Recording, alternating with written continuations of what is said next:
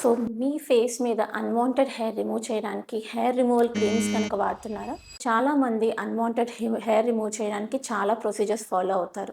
Hair removal creams అనేది వాడతారు. పార్లర్‌లో waxing, threading చేస్తూ ఉంటారు. రేజర్ సెల్ఫ్ రిమూవల్ చేస్తూ ఉంటారు. ఈ క్రీమ్స్‌లో అసలు ఏముంటుందో తెలిస్తే అప్పుడు నేను చెప్పేది మీకు బెటర్‌గా అర్థమవుతుంది.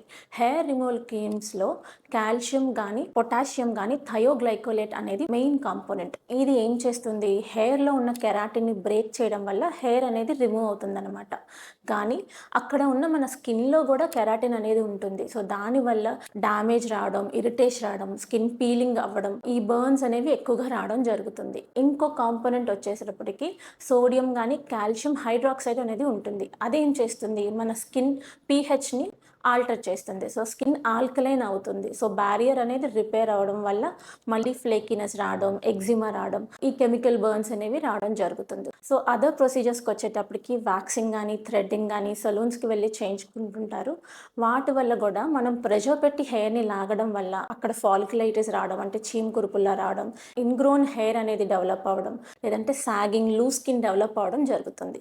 సో, ఇప్పుడు అన్‌వాంటెడ్ హెయిర్ వస్తే అసలు ఏం చేయాలి? Shaving, రేజర్‌తో shaving. యెస్, మీరు విన్నది కరెక్టే. షేవ్ చేయడం వల్ల హెయిర్ థిక్ అవుతుందనేది ఒక మిత్ అండి. అలా ఏమీ ఉండదు. ఇంకా బెటర్ ఆప్షన్‌కొస్తే డర్మటాలజిస్ట్ దగ్గరికి కనుక మీరు కలిస్తే మీ స్కిన్‌కి సూట్ అయ్యే లేజర్ హెయిర్ రిడక్షన్ ప్రొసీజర్ అనేది అడ్వైస్ చేస్తారు. అది డాక్టర్ అబ్జర్వేషన్‌లోనే జరుగుతుంది. వాటి వల్ల కొన్ని సెషన్స్ తర్వాత పర్మనెంట్‌గా హెయిర్ అనేది రెడ్యూస్ అవ్వడం జరుగుతుంది. So, laser hair reduction is most preferable treatment for your unwanted hair.